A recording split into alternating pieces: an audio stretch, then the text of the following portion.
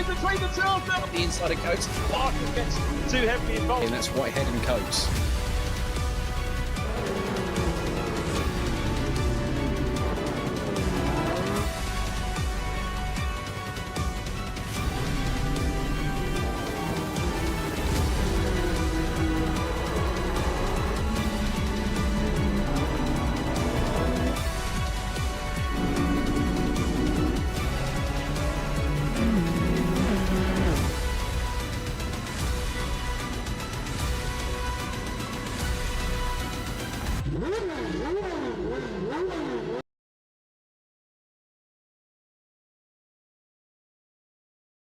It is Wednesday and time for your weekly R&R.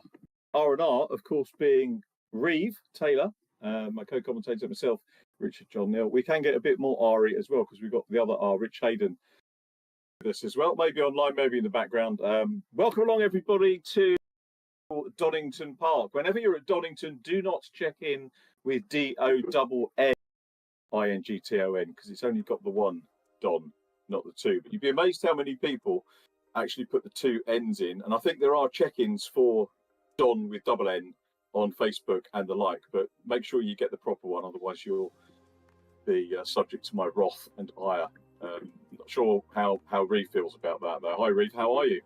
I'm very well, thank you, and I'm feeling slightly guilty there because I've made that mistake myself on a few occasions, so a little bit called out, but yeah, great to be here. It's the motor racing equivalent of the apostrophe in the wrong place for me. Oh, yeah. No, I totally understand you there, but it is great to be here. Great to be back on British soil, a proper touring car track here. Yeah, now the last time I was at Donington, we wasted half the day waiting for the drains to work, the touring car opener, for real. I'll be honest, we'll talk more about that as we go on, but this is the schedule. You'll know where you are if you're a regular. If you're not, welcome along for the first time if you are joining us for the first time. We've had Pascani Motor Park, Barcelona last week. My apologies for not being here. You probably enjoyed it more. It's Donington this week. Next week we are off to the German circuit, off to Nurburgring. I won't try and do the voice. Lime Rock Park round 5, Laguna Seca round 6, Assen TT round 7. Our penultimate event, final event is Virginia International. All 25-minute races, 2 drop rounds, which I gather has been a point for discussion, which means that as we've had 2 rounds so far, everybody's equal at the moment. So what it means is you can come in on a late one, have a couple of weeks off, and still be in with a shout of the championship, which is absolutely great. Big fan of Don, either the GP layout or the National. But first of all, let's talk about what happened last week. You were here, Reeve. I certainly was. And Eric Axelsen certainly there as well. Top step in race 1 and a strong finish in race 2 as well means he took away the most points from round 2. Moving on to second, it was Scott Bugner. Another strong performance there as well. Double podium for Scott Bugner. That was 2 P3s. And then we have Brad Smith on the third position in our ranking from the second round. He had a podium in race 1 and scored fairly well in race 2 as well. So he featured in our post-race interviews. There's some strong performances from that. Drivers. And speaking of a bunch of drivers, let's have a look at those championship standings there. It is Eric Axelsen currently leading by 86 points. Not by much, still only by 6 points. Scott Bugner following closely behind, doing a good job in P2, closing that gap up in round 2. Andy Dorman then 65 points in P3, only 1 point ahead of Brad Smith running in P4. They have Joel Lask, Andy Carroll, Nathan Smith, Josh Martin, Adam Lyle and Johnny Ogden are top 10. So we can see some rivalries already building up. We move on to P11, Thomas Potter, a latecomer to the championship, of course. His sister standing in round 1, racing under her own name in round 2. 30 points on the board, though. He had a really strong performance in Barcelona, especially race 2, the reverse race with that amazing defensive drive. Then we have Lee Piercy, Chris Blakey, Alok Iyengar, who is no longer taking part in this championship, unfortunately, owing to real-life commitments. And we have Craig Curtis, P15, Darren Butler, P16, Sam Milner, 17th, Olivia, P18, then we have Alex Walker, P19, and Paul Laramie, P20. And then we move on to Kenny Press, P21, John Jones, P22, Matt Smith, P23, the last of our point scorers. Then we have some penalty sitters here. We have Mark Stotes and Catherine Potter, 24 and 25 respectively. And then we have Sam Walton, Stu Henderson, the championship standings at the moment. And here's what the track's looking like. This is Donington Park National. One of my favourites, always love going there. It's in the middle of the country, so it's not too bad to get to, unlike the long real-world trips I've had the last few weeks, going to Anglesey and Croft and Knockhill coming up. So here we are. This is it. It's a great little track. Both configurations are absolutely superb. As you can see, opened in 1931. If you get to see any of the old footage of the pre-war cars, the Auto Unions and so on, in the heady pre-war Grand Prix days racing there, it is well worth having a look at. It's changed quite a bit since then. Ownership has changed as well. In real life, it's now part of the MSV stables. Jonathan Palmer looks after us all when we go there. Well, he doesn't personally, but his staff do, and they do a cracking job. 1.95 miles, 10 turns for the drivers to contend with. Lots of up diddly ups and down diddly downs. And the man taking us on a ride around the track for our hot lap is the man who has 2 pole positions and leads the championship so far. Eric Axelsen did the honours for our hot lap around our third round, and let's join Eric on board.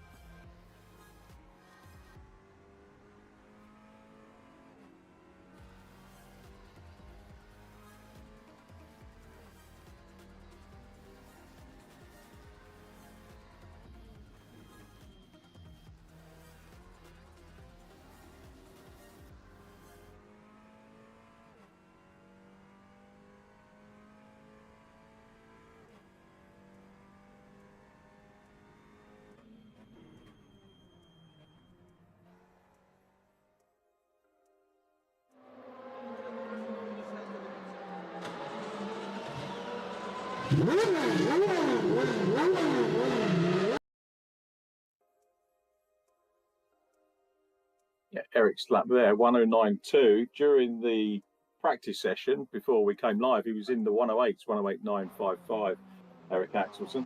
And he is setting the early pace in the qualifying session, which is underway. 3 poles out of 3 meetings. There's the timing tower. There is the wonderful view of the ups and downs here that we have at Donington Park. Not just a racing venue. This is a popular place with a lot of my mates who go to the, I don't know what the name of the music festival is there, but is it Download Festival? Yeah, I think it was, Download Festival. It was called something else, wasn't it, before? Monsters of Rock back in my day. Yeah. So good place to go. We always swap notes, me and my mates, about it. But here's Eric Axelsen looking good for another pole position today. Thomas Potter, who had a great weekend. Great weekend, I've done it already. A great event last week, and was driver of the round. Craig Curtis is P3 at the moment from Johnny Ogg. Johnny stepping in from his weekend duties in Focus Cup. I think he had quite a consistent weekend in Focus Cup, again the MSV Championship. I can't remember where the Focus Cup boys were, but he's obviously benefiting from that experience that he had at the weekend. So Reeve, who's your money on, apart from Eric, who's on provisional pole at the moment? I was going to say, if you had to place your money anywhere, it would be Eric. Thomas Potter, I think, very much in with a shout, but do not ignore someone like Joel Lask or Scott Bugner. I think they're going to go well here, particularly Scott. Scott likes a front-wheel drive car, we know this, and if there's a track layout that is going to stress the front end of a car, I think it could be here. Great shot coming down Starkey Straight. Used to be known as Exhibition Straight because of the building you saw briefly on the left-hand side was the old Exhibition Centre. It's now sadly closed. Don't know what they're using it for now, I have to try and find out. This is the Wheatcroft Straight, named after Tom Wheatcroft, the original, as far as I'm concerned, owner of the circuit. Great camera here. You don't get this particular shot on any of your TV screens for obvious reasons, because the camera angle is extremely vulnerable there, but it does give you a fantastic view of the cars coming down the last part of the Craners and down through the old hairpin. This is Schwantz, the left-hander, and then up into McLean's, the right-hander. We continue going right, very slightly uphill, you can see here, up in towards the double apex Coppice, blind exit on Coppice, as we watch Thomas Potter busy trying to stick in a good lap and trying to get the better of Eric Axelsen. So, and great for me to... Go on, mate. I was going to say, this run-through and cleans is so important for... It's a decent chunk of the lap, and you've got to carry that momentum all the way down to the S's. So if you've got traffic around turn 7, turn 8, you're going to be really suffering in quality to the end of the lap. Okay, I only know the names, not the numbers. What's 7 and 8 by name? McLean's running into Coppice and then all the Cool. way down. A lot. You youngsters, you know all the numbers. I know, yeah. It's annoying because I would love to learn names, and I prefer track names, to be honest. It's just then you go to a modern FIA grade 1 track, and there's 38 heavy braking zones and 90-degree right-handers, and they can't name them all. So... It's like the F4 drivers go to Brands Hatch and FIA F4 and the youngsters, and they're probably going to get near to Formula 1, if not actually to F1. And they talk about druids as turn 2, and it's druids, for goodness sake. I'm glad it hasn't completely seemed to have kind of infected Silverstone yet. We still seem to be fairly good overall, even in the world of Formula 1, of still naming Silverstone's corners with it. Yeah, and I think that's because it's still the GP venue, isn't it? It's still got that sort of kudos with youngsters, so they get to hear the commentators shrieking. Just on board at the moment with Craig on a very fast lap here as he comes through the final bend, sets a very decent... there, though. I'm going to leave that one to the stewards, as we see the automated stewards that we, of course, run in this championship. He crosses the line there and goes P4, a 109.2. That was around about what Eric Axelsen was starting this session with. So goes to show a little bit of progression coming for these drivers here. Speaking of Eric, he's running 109.0 at the moment. Still not quite there in those 108s. The only driver to do that in practice, as you alluded to earlier, Richard. Yeah, indeed. Adam Lyle second, Thomas Potter third, Craig Curtis fourth. Josh Martin there or thereabouts again. Now the results that if I do refer to results from last week. I've got the prejudicial one, so you'll have to forgive me if I do refer to any of those as I look at what was Josh Martin up to last week, 6th and 5th prejudicial. So good strong week for him, banging in good points, and he's ahead of Brad Smith and of course our race 2 winner on week 1, Andy Dorman. So very, very good week indeed for Andy getting that win at Pascani.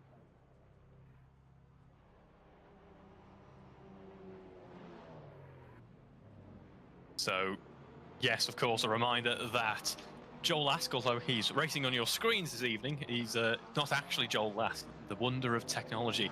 Joel Lask currently on holiday, I believe in his Turkey or Lanzarote, can't remember which one.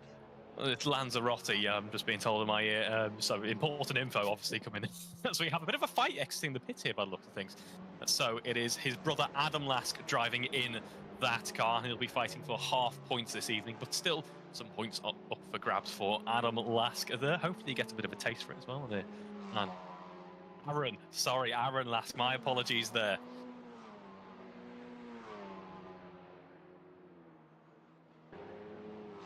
And you're just talking about me as a commentator, I think.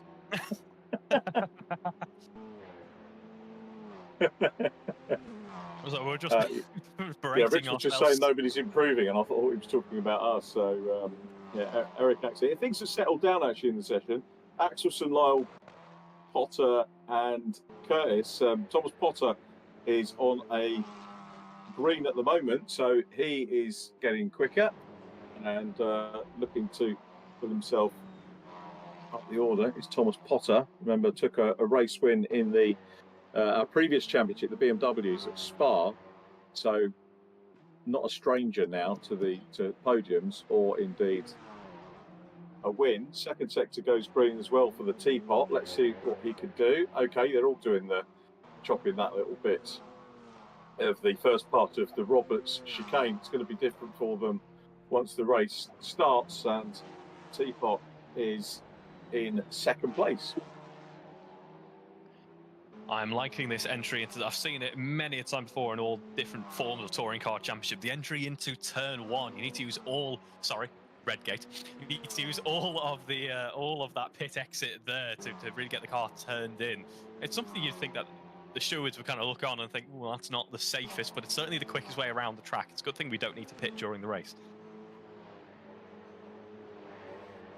That's a good thing. Eric Axelson puts a green first sector in. The Redgate is the worry for me on lap 1. When inevitably I've done so many races at Donington in the commentary box that I would say probably over half of the races that I've done there ended at least 3 or 4 cars disappearing off at Redgate first time. So the guys and girls are going to have to be very careful once the race gets underway. We've got 2 minutes left on the clock. Axelson still the top man. Yep, did improve in the middle sector there, or that final sector as well as he just crosses the line. It seems to be that middle sector making all the difference at the moment. The run out of the old hairpin running down to top ice, really such a crucial part of the lap to try and find some speed. But as you mentioned there, it's all going to be a race of attrition here at Donington. I found a few parts of this track just seem to narrow ever so slightly, particularly the higher speeds and running between turn 1, sorry, Redgate and the Craner curves. As they narrow as well, you can see some cars get really caught out and end up on the grass and, as you say, race over. So drivers going to have to be careful for that one.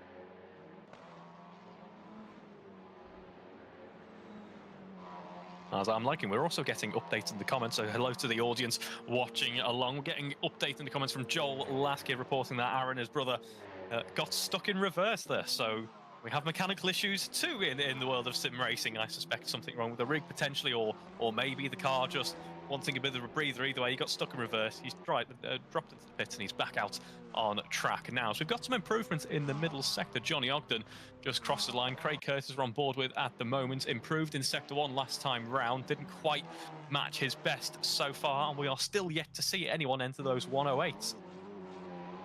Yeah, I don't know if the nerves are getting to everybody or just not getting enough of a consistent run to be able to do it. We've only got 44 seconds on the clock. Eric Axelson is a pit lead. Looks probably fairly happy with his provisional pole at the moment. He's 10th clear of Thomas Potter, who's in the pits as well. So we might be looking at Adam Lyle to try and work his way up. It's not getting any greens on the screen at the moment, so it looks like it could be Lyle in third position, so inside of row 2 for him. Yes, now would be the perfect opportunity for someone like Adam Lyle or Craig Curtis to pounce while their rivals Eric and Thomas are sat in the pits thinking that's all they can do. It is very close indeed, though. You wouldn't feel comfortable at the top end of the run in here. Everyone's within a couple of tenths as the timer does hit 0. We have Craig Curtis abandoning his lap there on board with Scott Bugner at the moment. Not an improvement, in fact, a decently slow lap through sector 1 that time, around 5 seconds off, I suspect. Potentially an outlap or an off there. Either way, the time has hit 0, so he can't improve anymore. We've got most of our cars now in the pits by the looks of things. Got surprisingly some way down, isn't he? I was expecting him to be further up, Scott Bugner, given the form we've seen from him in the 2 events so far and the form that he's carried over from other events that I've seen him in. But racing is another matter, and we know that he is a very, very quick racer indeed. But at the moment, it's Axelson, Potter T, Adam Lyle, Craig Curtis, Andy Dorman's popped in a good late one. He's gone up to 5th position, and this is always what happens when I've written down the leading time. Someone else messes it up, and Andy Dorman's messed it up for me, but I'm delighted for him that he has done that. He's put Josh Martin down into 6th position. So Andy Dorman putting himself in a very good position. Remember, his aims were top 10 at the start of the campaign. Okay, so that's qualifying complete. We'll have a word with the top 3 after this short break.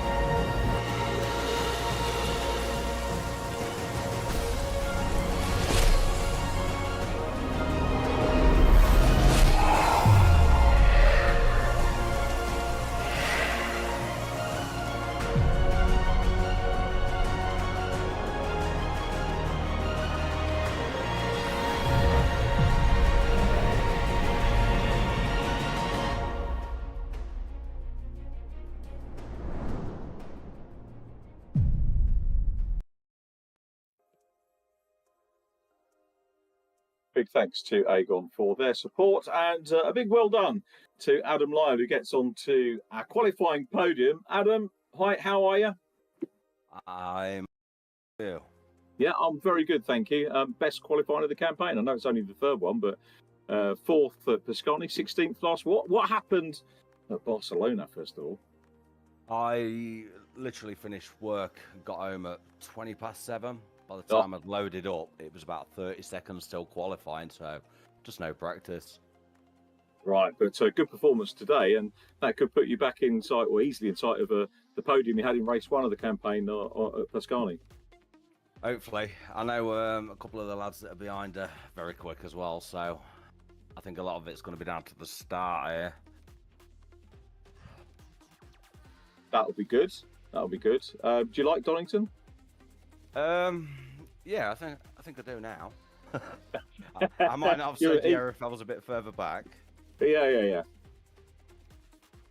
You're no stranger to winning. You won at Assen in the BMWs in the last championship. So how difficult is it going to be to get on terms, you think, with Thomas and Eric, though, at the moment?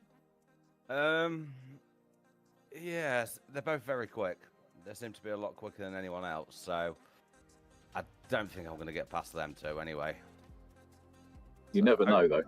Well, hopefully they wipe each other out. That'd be perfect. 2 and 1.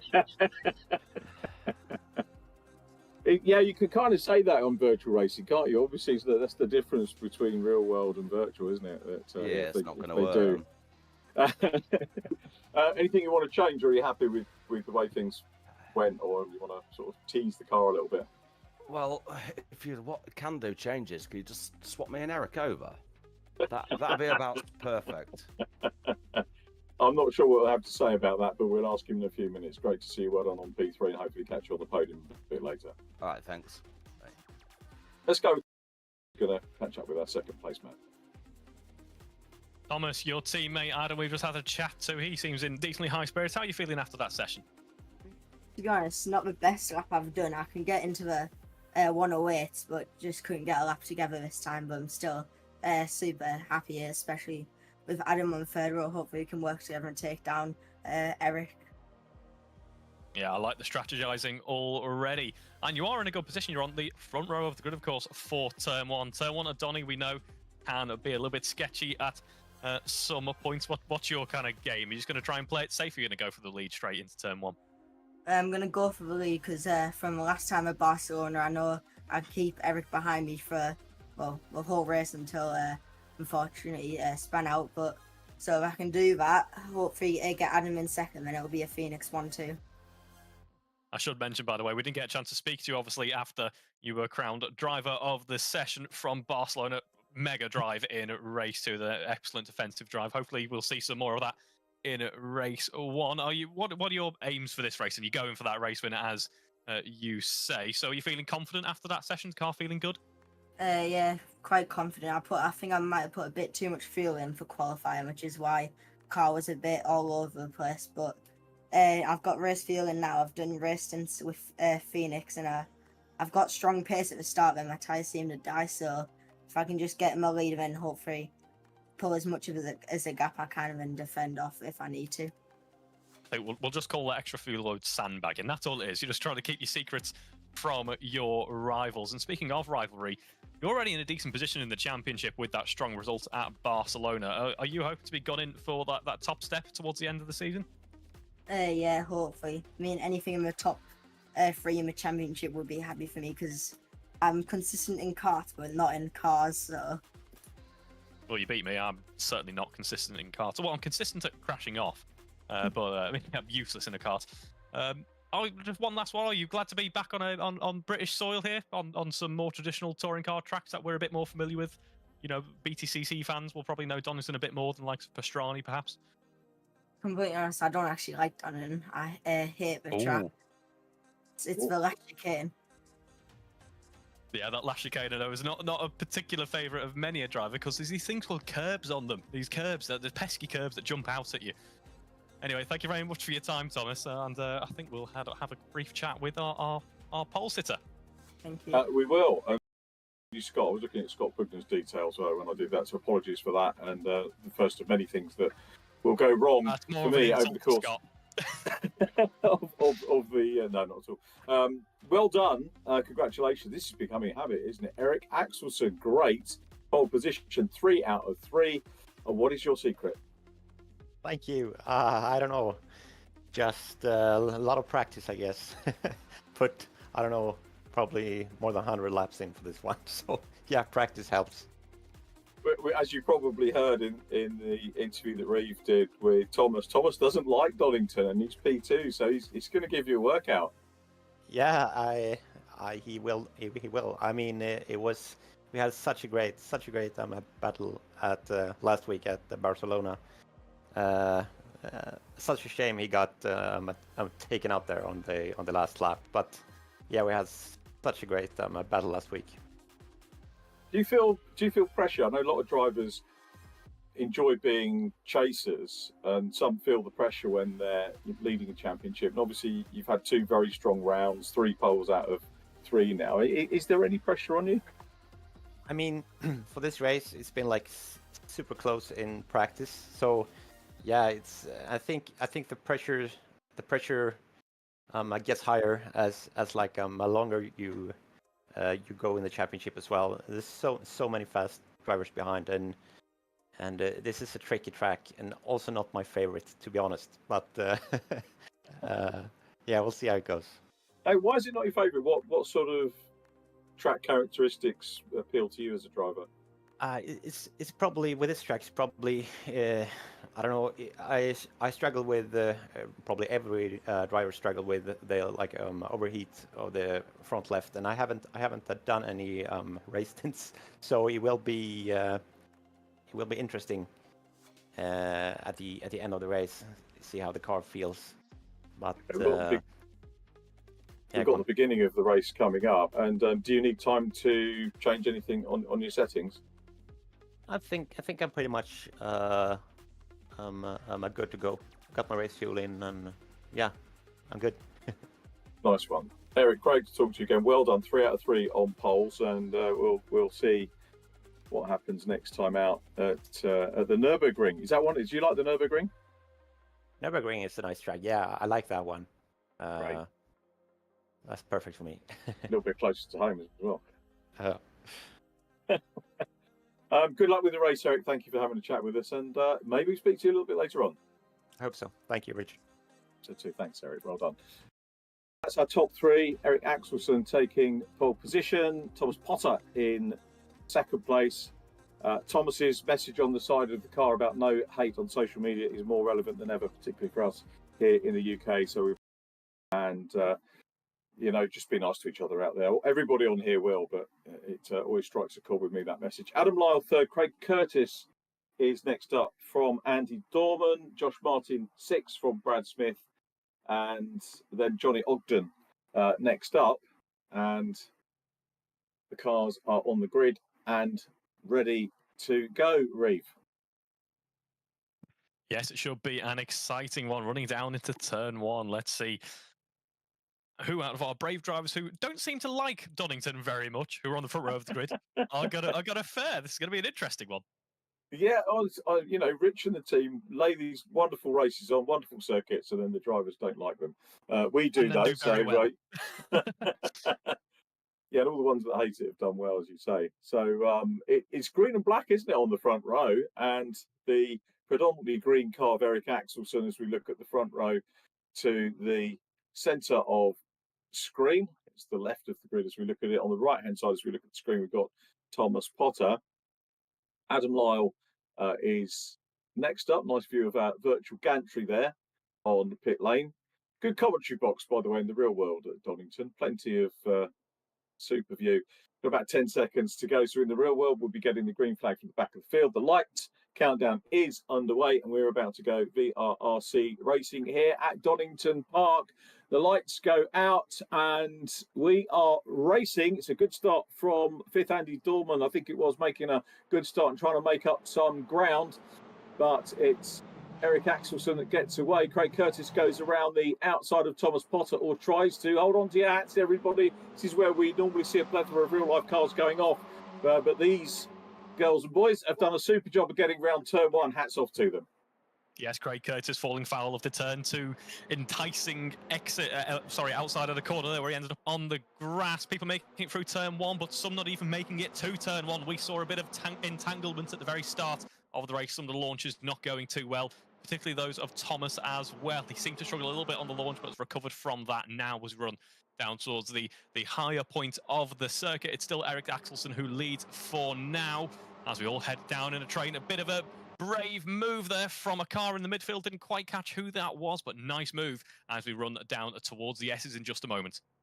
Eric Axelsson making a characteristic good start. That's why the work's done, isn't it? For pole position, to get yourself that run here at Donington Park down into Redgate Corner and start to build the lead, which he's got now from Thomas Potter in second position. Craig Curtis is in third.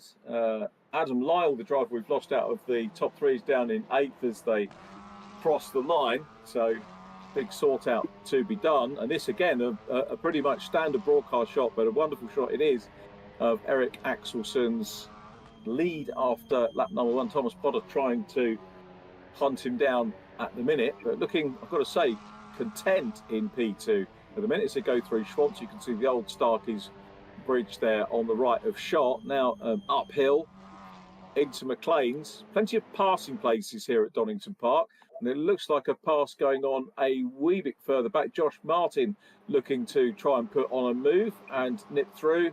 He's just going to do it. He has a little bit of paint trading there, virtual paint trading, as we look at cars coming out of Coppice and down Starkey's straight down towards the chicane. There is a chicane that runs the other way onto the Grand Prix loop. The way I remember it is if you're turning right, it's the Robert chicane. I can't remember what the chicane's called for the GP loop, but you'll probably remind me.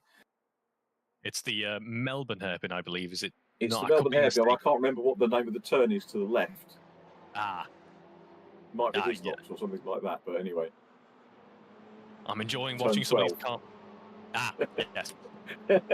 Watching some of these cars heading into that first corner. You see the likes of Thomas Potter, the cars look so energized as they're really wrestling the car into that corner. Almost a bit of a Scandinavian flick, if you will. Ironically, Eric not trying that. He's looking after his tyres a little bit better at the moment. And as we alluded to briefly in interviews, tyres, I think, are going to potentially be a concern. That front left going to be under quite a bit of strain here, especially towards the end of the race. It's a deceivingly high-speed circuit is Donington. It doesn't look it on the track diagram, but it is certainly pushing those cars at some point of the lap. Nathan Smith had a little off there. He's disappeared down the order 3 or 4 positions, maybe a little bit more, and that obviously gets punished in terms of places lost in the early stages because everybody is that little bit closer. But Axelson now is 8/10 clear as he crosses the line to complete the 3rd lap. So he is, well, we might have Craig Curtis closing in here on Thomas Potter. So the back of the second beginning to get a little bit closer. And Craig Curtis, who qualified in 4th place, having made up 1 already, is going to be keen to try and put that challenge on and see whether he can do it. Thomas at the moment probably won't want to go defensive. We all know about defensive running slowing things up as we ride on board with Brad Smith in 6th position, chasing down Josh Martin.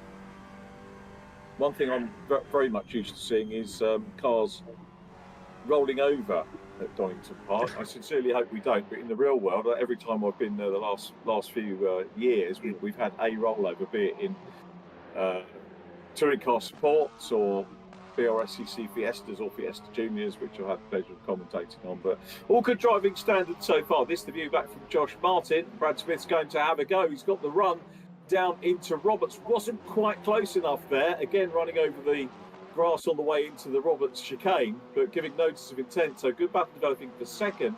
Great battle developing for 5th here as well. Yes, some of our drivers might not be a huge fan of Donington, but I certainly think it's one of the prime venues because while it offers plenty of overtaking opportunities in those nice braking zones, the width of the track at certain points also offers many defensive opportunities as well, as particularly in a modern touring car like the Cupra Leon, which is quite a wide beast really by standards of older racing cars. For example, you can defend pretty well. I should mention, as we alluded to, Craig Curtis's challenge against Thomas Potter. He did briefly go purple on that previous lap, lost a bit of time towards the end of the lap though, so still in the midst of battle. We're in the midst of battle with Brad Smith and Josh Martin. No, Brad Smith of course on the podium in the previous round, race 1. He wants another one here in race 1 at round 3. Of course, he's going to go right in the slipstream of Josh Martin here, going to try and stick a nose up the inside if possible. He darts out, has a look at the inside, late on the brakes there. Nice move into the S's by Brad Smith, although he's going to lose out a little bit of pace potentially onto the start-finish straight. Once again, they go side by side, trading paint here as we head into that first corner. Once again, it's going to be Brad Smith with the inside. Josh Martin around the outside, has the longer way to go. Let's see who wins out this time. Yeah, Josh made that relatively easy for him. He's coming back at him on the inside. He's got the run through Hollywood down into the Craner Curves. This is classic touring car side-by-side action. And Josh here has got the line as they come down into the old hairpin. Should, in theory, get it back. Goes off a little bit onto the grass, but there's more momentum on the outside for Brad Smith. Now we've got the twists and turns. Smith makes the most of that. Got the better run out of the old hairpin. We've got Adam Lyle coming back. On the previous lap, Adam Lyle was starting to go green and get into a little bit of race rhythm. He's got, of course, the ability to focus on the 2 cars in front and try and close in on them. Andy Dorman in fourth ahead, relatively untroubled at the moment. Eric Axelsson still up front from Thomas Potter, with Craig Curtis in third place. But now we've got form an orderly queue. Whether it will get disorderly or not, I don't know. But Josh Martin, as I say, at this point on the track, just seemed to me, whether he had a problem or not, but he just seemed to gift that position to Brad Smith. And he did fight back, but he can't seem to get back at him right now. No, he might be thinking a bit more about the defence against the likes of Adam Lyle behind, of course. Adam Lyle, strong performance in qualifying. He's lost out a few positions, wants to try and make up for that deficit if possible. We're going to go to the higher speed section of the lap once again, running through turn 4, turn 5. Starkey's Bridge in just a second. Still this battle being led by Josh Martin here. Having a look at the times, they are certainly slowing each other down in the midst of battle. Into the 111s for the likes of Brad Smith, Josh Martin on that last lap. But other than that, they're looking pretty strong for race pace, I must say. 109.6, 109.4 for Craig Curtis, our fastest lap of the race so far is a 109.3, so they're nearly matching quali pace, even with the fuel on board and tyres that have had a few laps of running now. Yeah, Craig set a green sector on the previous one. Thomas Potter's just done that, the car we're looking at in front. So Thomas responding well. Here is Eric Axelsson with still a good lead over Thomas Potter. Craig Curtis is in fourth place. A rather lonely Billy Nolan mates at the moment. He's Andy Dorman in fourth position, but good points potentially for Andy here. And a fourth position, you know, he was saying, as I mentioned at that first event of the year, about getting in the top 10, and fourth is good for reverse grid territory as well, because it places you in, you know, not right at the back of the reverse group, but just in a suitable place to be able to have a go at some of the drivers in front who may not have the pace around here. As we continue to look at other cars on the order, Scott Bugner here looking at Adam Lyle. So let's see if Scott can make a little bit of progress.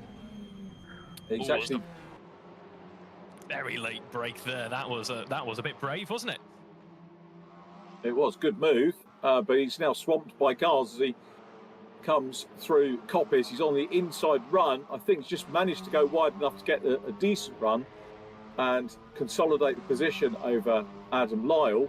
He's going to go on the inside run here, slightly more defensive than we saw, a lot more defensive than we saw Josh Martin doing. Lyle, through the gravel trap for Lyle, and that has spanked him big time. So Lyle not having the run that we would have expected from him after a very, very fruitful qualifying session. Third place in qualifying for Adam Lyle. He's dropped now down into 10th place. Might give him a impetus for race 2 and the partially reversed grid, perhaps. Absolutely. I suspect perhaps he'd had a look and saw that Johnny Ogden had a bit of a trip into the grass on the exit of Coppice, and it worked very well for him. He was able to keep up the pace, actually. Didn't lose out too much and thought, oh, might try that through the S's. And unfortunately, over the gravel, that isn't going to work. And he's lost some momentum as a result. There, we're seeing the drivers, I've started seeing it lap by lap, starting to push it as much as they can over those curbs, through the S's, trying to take as much of the corner away as possible. And you're going to find yourself in the gravel like that, or potentially facing the wrong direction and into the wall, of course, as these cars ride over the big sausage curbs. They get a little bit unbalanced. All of the weight on these cars is already over the front axle. That back end's going to want to step out and punish you there, as we nearly saw well, not I'm going to say nearly saw nicely demonstrated by Thomas Potter, but nicely demonstrated there, the car up in the air on 2 wheels, the traditional exit onto the start-finish straight at Donington. He's certainly looking closer to Eric this time around, it must be said. You're absolutely right, Ruby. He is. He's still putting green sectors in. He had a green sector 1 last time around, so closing in. Eric Axelsson does not have things his own way. The gap sort of swaying between 0.4 to 0.6 of a second, depending on where they are on track.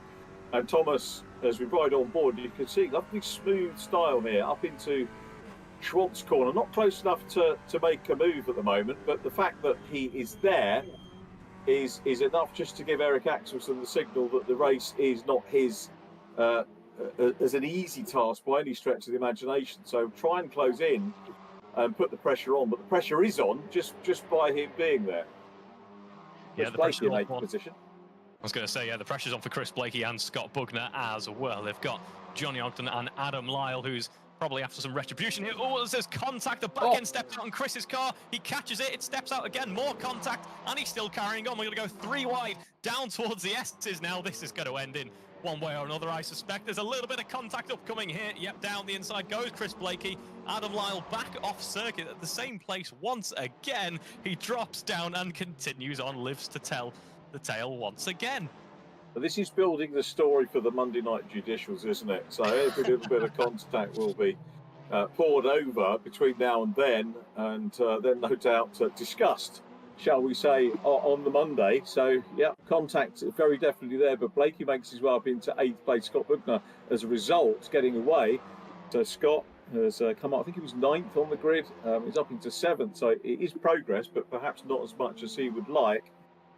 5 tenths of a second now is the gap between Eric Axelson and Thomas Potter in P2. But battling going on all the way in the top 10 here as we watch Chris Blakey looking ahead to Scott Bugner in P7. Josh Martin ahead of him. And now we get Johnny Ogden coming into the mix as well. Johnny trying to sort out Adam Lyle, but Johnny's got Come on, let's go behind him as well. Let's go for the tarmac this time, and we're looking good. There we are, through the S's. And these drivers are going to have to be careful. They're running in the 111s on the last lap, still in the 111s as we cross the line once again. They've got the likes of Andy Carroll, of course, who's made some progress closing up. Andy Carroll, Adam Lask could be joining this midfield battle in just a moment. In fact, I'd say they're just about here. Aaron Lask, sorry, I'm gonna. It's gonna be my bugbear for this evening, clearly, isn't it? I've already. Yep. Easily done. These old habits die hard, don't they? As I said when we were talking about Adam Carroll at round number 1, which I haven't done yet. So I'm sure I will before the evening is over. Start seeing.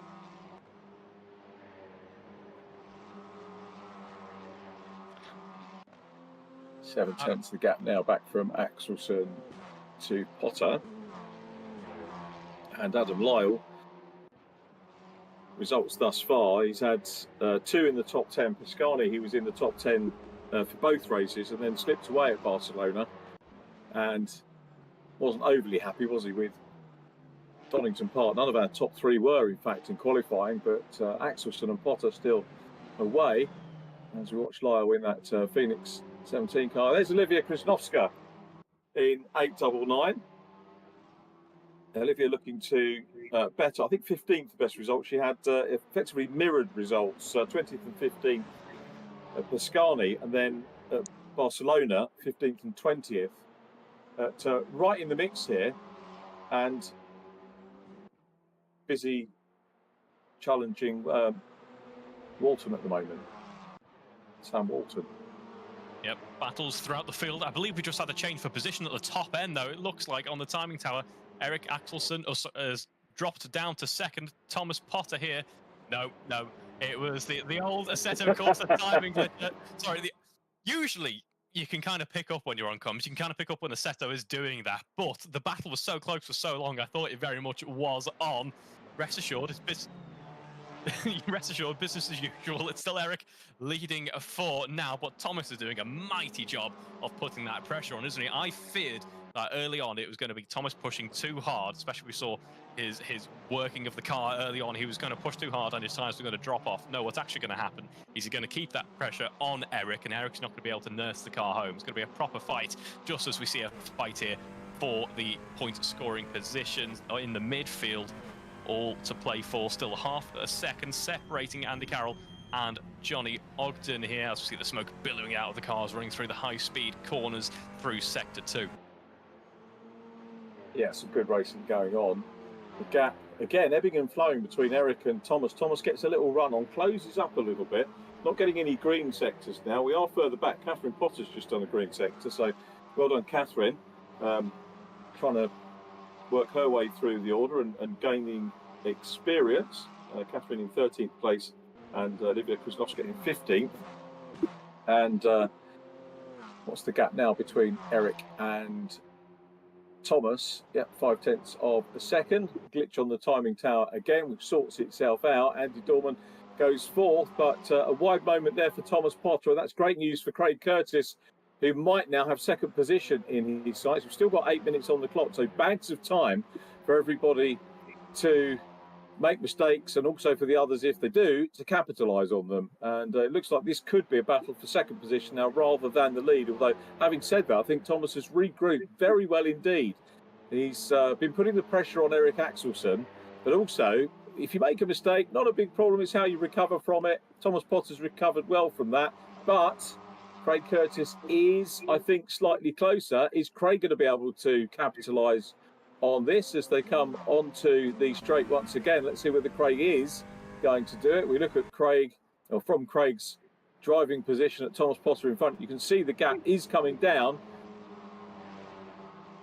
Yeah, it looked strong on the last lap for Craig. It's going to look strong again. He seems to have a little bit more beneath him in terms of the grip in the car. By the looks of things, yeah, 109.5. Decent lap there. His rivals up in front are lapping in the 109.8, 109.7 for Eric Axelsson, I believe, on the lap before. But this time around, it was 109.4. So strong lap there from Eric as well.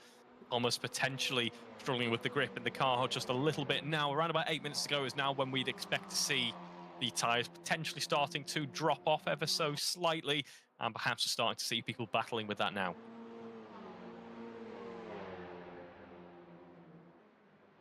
So just draw your attention to the timing tower. We've got the positions gained from grid positions, and obviously Craig Curtis made up, Brad Smith's made up too. And who's the biggest climber? It's I think Milner with 3 at the moment. Sam Milner with 3 places gained. So there is progress here. Not a huge amount of overtaking, but we'll have plenty of that in the reverse grid. Who's 15th at the moment? Talking reverse, it's Olivia on potentially, as the timing tower changes. Wait for that to settle down again as the top 3 go across the line and complete the 16th lap. You can see it is very much now this battle developing for P2.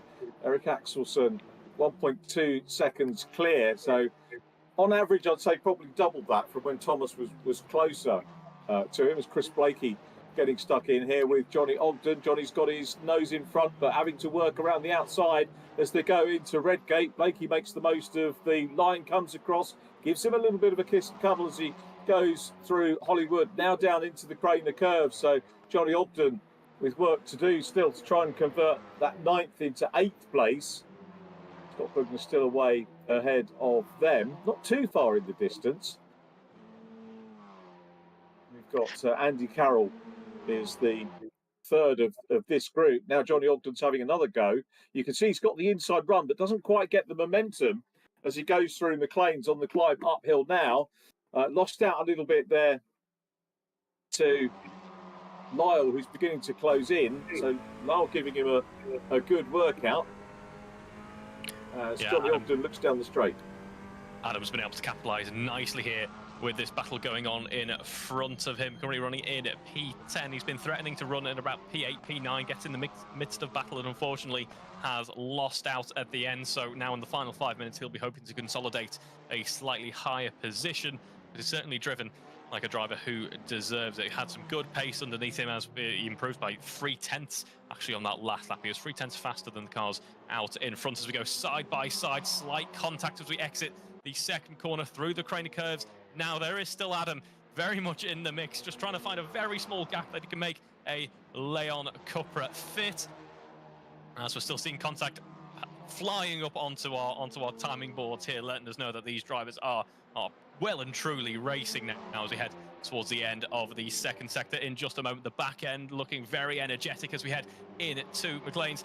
And we run down towards Coppice in just a moment. There is Adam Lyle seeing a gap around the outside, potentially as Johnny Ogden goes for the inside. We run back down towards the S's in just a moment. This is going to be a drag race now into that heavy braking zone. Battlers behind this group of cars as well.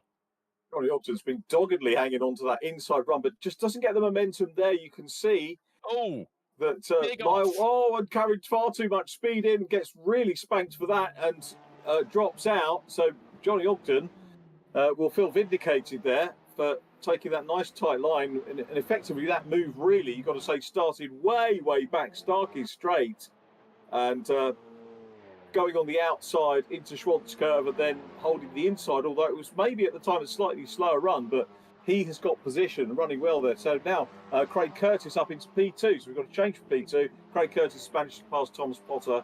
And Thomas still on the podium, but Craig Curtis now maybe a little bit too late. 2.5 seconds down on Eric Axelson. There is a new second place man. Yes, it was a strong lap last time around for Craig. 9/10 faster than Thomas on that previous run around the 2 miles here at Donington. And what this has done, this has freed up Eric Axelson quite nicely. Of course, he had only 10th separating himself and P2, but that has expanded nicely, as you say, to around about 2 seconds now. In the dying stages of this race, that could be the slight breather that he needs now to bring the car home safely and start to prep for that reverse grid race coming up, when the tactics are all going to be very different indeed.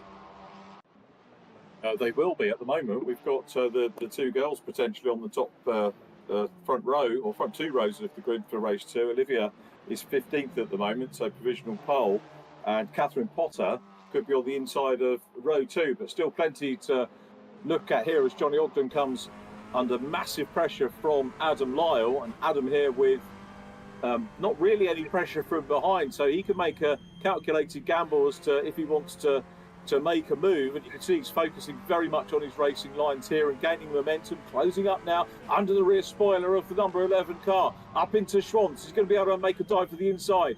No, he can't quite do it here, and it's Johnny Ogden still in front at the moment. So are we going to see the 9th place car just try and gain speed here? He's coming to the outside, so he's going to try the outside run down Exhibition Straight. The way he's blocked though, might be able to gain momentum and perhaps do it under braking onto the inside unless the 11 car goes across. He hasn't quite got the momentum to do it, so Johnny Ogden hangs on to position in 8th place. They're both really smooth through the chicane as they continue to chase Scott Bugner in front. Scott's still in 7th place, Brad Smith ahead of him in 6th, and Josh Martin. We haven't seen much of Josh, but having a quiet but consistent race in 5th place at the moment now. As the pace is under pressure again, Adam Lyle gets his nose in front, dive down the inside, and Johnny Ogden finally loses the place. Well done to Adam Lyle, great move there, and it's bringing Chris Blakey back into the mix for this 3-way battle as well. It is indeed all change a little bit wide for Johnny Ogden. Chris Blakey follows suit as well. It is very easy to go for a bit of a sympathy off, if you will, if not a sympathy spin. As a bit of a move down the inside there, tried by Chris Blakey, probably too far back to make anything stick. Nice run by Adam Lyle, though he was able to carry a bit more momentum through it. Built him a bit of a gap, perhaps a bit early on the brakes for Johnny Ogden, potentially, as we run down on to the back straight once again. Now, it's a bit of a drag race, as I say, towards that final corner. 20 seconds left on the timer now. What a race it has been as well. 25 minutes has absolutely flown by as we ride over those curves. Cars popping into the air. It's a miracle, really. These cars are so well engineered to put up with the stresses of 25 minutes of touring car racing as we dive across that pit exit once again to get the car prepped for that first corner. Following suit as a train as the timer hits 0 and we go back on board with our race leader by 3.5 seconds now, Eric Axelson, as he comes towards the end of this lap. Yeah, Eric, excellent. Axelson once again, pole position to potentially the checkered flag, reaches the top of the hill into Coppice Corner and out of that double apex right-hander along the straight he will go. Nobody challenging him. Thomas Potter did take the battle to him earlier on, but he's managed to fend that off and build a decent lead here. It's going to be Craig Curtis in P2, but here is the Flying Swede who's going to take the checkered flag and win the first race of the evening. Congratulations to Eric Axelson on a great win. Craig Curtis comes across the line for P2. Thomas Potter is on the podium, takes 3rd place from Andy Dorman and Josh Martin. There is Josh in the 89 car. Brad Smith rounding out the top 6 from Scott Bugner and Andy Lyle. Johnny Ogden in 9th. Chris Blakey wrapping up the top 10. Then it was Aaron Lask from Andy Carroll. Catherine Potter 13th. Olivia Krasnowska 14th, got ahead of Sam Milner. It's Sam Milner who, assuming they stay the way they are at the moment, the checkered flag, will take the pole position for the reverse grid race. But a nice evening's opener there, Eve. Yes, absolutely, as we have our last few cars coming across the line. An indicator I always have for a good, strong field and some good racing is seeing everyone come towards the end of 25 minutes on the lead lap as well. Obviously, there's contact, there's there's mechanical issues potentially, but we have had, by the looks of things, everyone coming home on the lead lap. So a nice competitive field. It should make for a fantastic reverse grid race coming up in a few moments. It really will. So that's our first race. We're going to take a quick break. We'll be back with our podium celebrations and interviews in just a couple of minutes.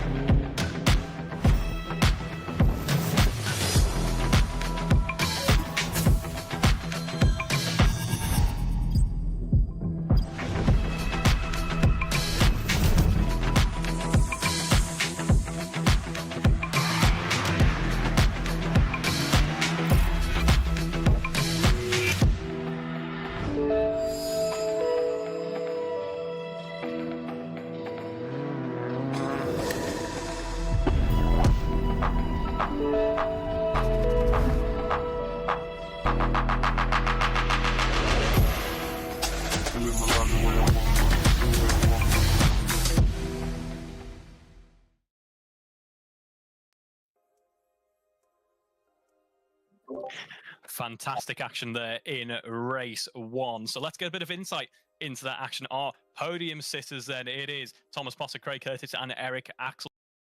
A brief chat with. So first up, it is Thomas Potter. Spoke to you after qualifying, P2 in qualifying, P3 in the end in race 1. How was that out there for you? To be fair, amazing race, but I think Eric might not be human because he just doesn't make a single mistake throughout the whole race. But yeah, my tyres just died at the end and then Craig got me, but it was a good race between us three the whole time. I was going to ask about that battle with Craig there. It looked like a good one. At one point you were pushing towards Eric Axelson, particularly early on. How did that feel? Was that confidence inspiring, being able to keep up with, as you put it, the inhuman Eric Axelson? Yeah, I was quite confident when I was keeping up with him, and I think I realised what Brad and Joel mean when they say Eric's too good for for VRRC. He's like way too fast. Well, not for VRRC, but for everything. He's just too fast. I'll add that to the tally of more ballast for Eric, which is I think it's 3 for 3 now on on every round we've had that then. So glad to hear that you enjoyed yourself out there. A good battle with Craig as well. A bit more defensive driving. How was that, pal? Yeah, quite good. I need to be a bit more defensive on my next race if I can still stay ahead, because Craig still managed to get me, but I think it was due to me making a mistake as well, being too late on my brakes. And I have got to ask, actually, as we head into this reverse grid race in a minute, it is a lovely day here in the UK. It's absolutely boiling. I don't know if it is wherever you are, but how is it in the sim racing room? Are you struggling? Are you just about keeping up? Yeah, just about keeping up. Last night I didn't have my fan plugged in, and I was like up to like 5 AM like practicing for doing race stints, and that was really sweaty. But now I've got a fan, so it's a bit cooler now. Gotta love the dedication. So as we head into this reverse grid race, then what's the strategy looking like? What are your hopes for this race, this different format of racing? I'm on the inside, so I think if I can get ahead of Adam, because he was super fast and cool, he just had a messy start, then I think if we work together, we can probably get through. I can hopefully get a 1-2 for Phoenix. I'm hearing a lot of the team games here. It's good to see. Well, thank you very much for your time, Thomas. Enjoy your brief stay on the podium, as we are going to have a chat now with P2 with Richard. Thanks very much, Reeve. Craig Curtis, first of all, Craig, great to catch up with you. Obviously, you were away on holiday for the first round, which I did. I was doing other things last week, but great to catch up. Well done on P2. Thank you, Rich. Yeah, that was a hot race, I'll give you that. I'm in the conservatory, so it's been trapping heat all day, and I've had to close the door because the dog's just barking outside, so it's not been the easiest evening to battle these two. But yeah, in all fairness to Mr. Potter, he was rapid all through practice. It's been the three of us really sort of leading the times swap in first position, and I managed to get a good start ahead of Adam, settling behind Eric and Teapot, and then just basically tried to sort of rein him in a little bit. I saw that then he made a mistake halfway around the lap, and I just managed to nip up the inside. I looked for a couple of moves in the last chicane, but I thought better of it, and decided to back out, so I didn't want to ruin both our races. But it was a cracking race, and apart from that one mistake from Thomas, he was on form. So without me behind him, I think he would have given Eric a bit more of a run for his money. Yeah, I mean, certainly he did in the early stages, and you just kept it consistent and kept going through. I'm going to go back to the holiday. Where did you disappear on holiday, by the way? Was it a good I went to Canada. Great. Visit family out there. So nice 18-day break, and I came back last week for the Cupras at Barcelona. A little bit rusty, so I was a little bit off form, but it obviously was able to get the practice in over the weekend and earlier this week. So I'm a bit gutted now because Love Island's finished. I got nothing to sort of distract the wife with whilst I can jump on the Sims. So I'll have to try and find something on the TV tonight so you can watch during the week now. So yeah. Netflix box set or something. Yeah. Yes. There's a lovely stream on YouTube she could watch. Yes, there is. Yeah, that's a good point. That's good. So tactics for race 2. Obviously, everyone wants to get up the front, but P15 around here, we saw overtaking was a bit of a premium. Rich put the places game graphics up, and I think the maximum was like 2 or 3. You did 2 from P4 on the grid. So what's a realistic expectation or hope for race 2? Well, once I get through turn 1, I'll let you know. Hoping to stay well out of trouble. Hopefully we can obviously, myself, Thomas and Eric can, work our way through. I mean, the guys ahead of us are rapid as well, so it's going to be quite difficult. This circuit's not the best for overtaking. We just have to aim for mistakes ahead of us and try and avoid some carnage, which hopefully won't happen, but we'll see. Touring cars. Craig, I'm going to crack on because I think we're getting close to race 2. So well done on getting on the podium. Great to speak to you, and we'll see you later. Over to Reeve now with our winners interview. Yeah, absolutely, and perhaps a bit of a familiar sight already. Eric, congratulations. As we say, I won't keep you for too long because you've got to get ready for race 2, although perhaps starting a lap later might give everyone else a chance.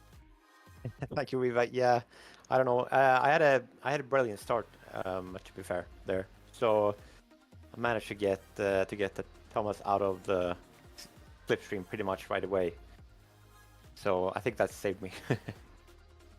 And how was the car feeling out there in race trim? Confident that you can make some positions in race 2? Yeah, I mean the car felt great. To be honest, even it surprised me really how well the tires held up. And I think for race 2, the tires will have to work harder, of course. So yeah, will be interesting. Good to see some things still up in the air then. As I say, you've not got long now, so you need to be on the grid and ready to go. So we won't keep you for too long, but congratulations for another race win, and we might speak to you later. Who knows? Thank you, Reeve. It's going to be a big ask, isn't it, to see Eric coming through from 15th on the grid in this one. So ahead of Eric, obviously Craig Curtis and Thomas Potter, Andy Dorman and Josh Martin. Sharp end towards the end of race 1. It is Sam Milner who starts on pole position. You can see it very Aussie-like, isn't it? Yellow and green livery. I'm not sure how they're doing at the Olympics, which is the other major sporting event, apart from ours, running over the course of the 2 weeks. And there's the 899 number of Olivia Krishnovska. Olivia, I hope you're coming up to Knock Hill to watch the Touring Cars and Sports with us in a couple of weeks. We'll be there. Please do come and say hello, as many of the VRRC people are doing now when they sort of bump into us at the circuits. We love seeing everyone and saying hello. That 899 number I've mentioned before is, I think, the 800 prefix, or the 800 numbers go back to the national hot rod oval racing numbers, which were regionalised, I think, in the early 80s. That's why traditionally the Scottish drivers have an 8 something number, and I think that's the case. I don't know if any of Olivia's friends or family have raced that number before. It's something we've got to find out at some point. So it's Olivia, then Catherine Potter in P3 and Andy Carroll P4, with Aaron Lask 5th and Chris Blakey in 6th place. Chris was having a very good run, wasn't he, before? as we look at our pole position man there. He was indeed our pole position man, who I feel like I have to apologise to. I think we could have had more out of him for the interview. I thought we only had, looking at our schedule, I thought we only had about a minute at most until lights out, but we've got a nice little bit of time now to kind of admire the cars on the grid. But it's probably for the best, because Eric, I think, might be already tiring of talking to us. He's always got something to say, which is great, and we'll keep the questions going for sure. Yeah, you know, absolutely. Hopefully he's enjoying some cooler temperatures over there in Scandinavia. Yeah, I think so. Yeah, I think we've got a weather's going to break here. I'm down in South London, and supposedly the weather's going to break tomorrow. So, thankfully, the weather didn't break over our virtual Donington as it did, as I mentioned, at our touring car meeting, the first one of the year, when we were waiting for racing to get underway, and we got to the lunch break, and such as it was, or lunch time. And I was saying, why don't we just all go home? And then they put the touring cars out and managed to get most of the races on, which was a cracking job by the VRRC on that particular day. And I think we lost one race for each formula, apart from the touring cars, and most of the formula managed to catch up. So it was really good event management, as we have here, of course. So it is Sam Milner on that pole position in the yellow and green. Olivia Krasnowska is alongside. The reverse grids give everybody a chance to have their go at the front, as long as you get into the top 15, which is exactly what Sam has done. Olivia and Catherine Potter as well, getting ready for their start. 30 seconds we're being told now, so nearly ready for our second 25-minute race of the evening, our third event of 8 evenings with us here for the VRRC Cupra Cup, and lighting sequence will be underway very shortly. 10 seconds to go.